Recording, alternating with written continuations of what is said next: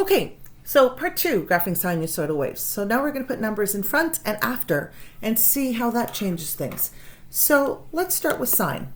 Let's do y equals 2 sine theta.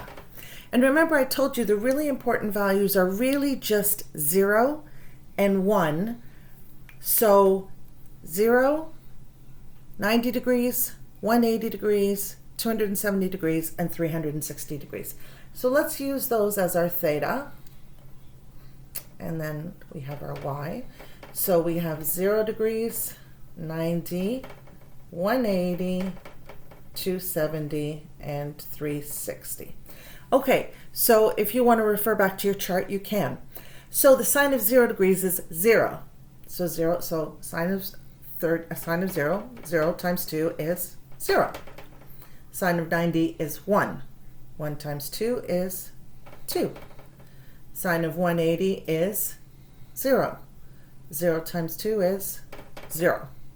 Sine of 270 is negative 1. Negative 1 times 2 is negative 2.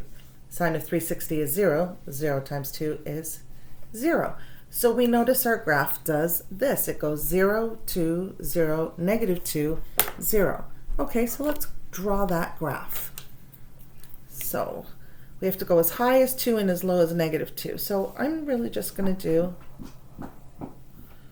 this. And my really important numbers, I'm going to keep my graph the same width. I'm going to go 30, 60, 90, 1, 2, 3, 180, 1, 2, 3, 270, 1, 2, 3, 360. So each of my graph is going up by 30-degree increments. Here's positive 2, here's negative 2. So here's negative 1, here's positive 1. Okay, so what's really important is at 0 degrees, we still stay at 0.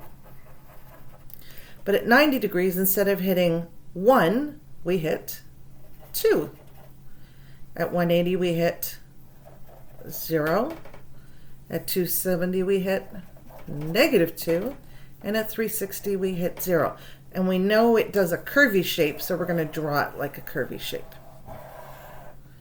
Okay? So the graph shape still stays exactly the same. It's just how high or how low the graph went.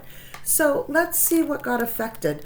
We have those words amplitude, period, phase shift, vertical translation, and the range. All right, so let's start with our amplitude. Did our amplitude change? Yes, it did. Our amplitude went 2 above and 2 below. Period. Does it still take us 360 to complete the cycle? Yes, it does. So 360 degrees. Phase shift. Did we move left or right? No, we didn't. Still at 0. Vertical translation. Did we move up or down? No, we didn't. 0. So our range. Yes, our range is going to change because now our lowest number is negative 2 and our highest number is positive 2. Y-E-R. Okay, let's do a cos. Let's do something like y equals negative 3 cos theta. Okay, so again, let's use our theta, our table of values, and we have 0, 90, 180, 270, 360.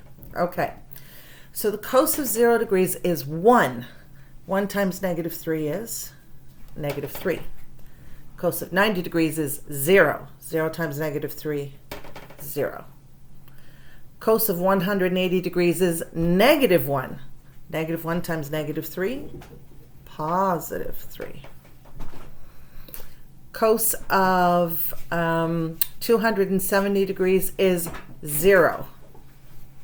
0 times negative 3, 0. Cos of 360 degrees is positive 1. Positive 1 times negative 3 is negative 3. All right, so let's graph this graph. All right, so here we go. I'm going to do a cos graph that goes 1, 2, 3, 1, 2, 3. Let's go across like this. So we have 30, 60, 90, 1, 2, 3, 180, 1, 2, 3, 270, 1, 2, 3, 360. Okay, and this time my graph goes up to, so that's positive 1, that's 2, that's 3, that's negative 1, negative 2, negative 3. Okay, so let's graph this one. So we have, at 0 degrees, we start at negative 3. At 90 degrees, we hit 0. At 180 degrees, we hit positive 3. At 270 degrees, we hit 0. And at 360, we hit negative 3. Notice what happened to our graph. It went upside down. Remember from our first unit when we graphed translations of graphs? And if we put a number in front of our x squared, what happened to the graph? It stretched or it shrunk or it got flipped upside down. Notice because we put a negative number, it got flipped upside down and our graph stretched just like the other time. All right, so let's see if we can fill in our amplitude, period, phase shift, vertical translation, and range. Okay, so our amplitude, how high and how low did this graph go? Oops, I think I just used the wrong marker up there. We'll see if that's going to erase. Okay, so our amplitude, how high up and how low down did it go? It went 3. Period. Did it take 360 degrees to do a cycle? Yes, it did. Phase shift, it did not move. Vertical translation, it did not move. But our range, our lowest number was negative 3. Our highest number was positive 3. Notice here for the amplitude, I just wrote 3. I didn't write negative 3. I don't have to. The amplitude is just asking me how far up and how far down it went. Okay, so we're going to do one more and we're going to stick a number at the end as well as in the front and see what happens.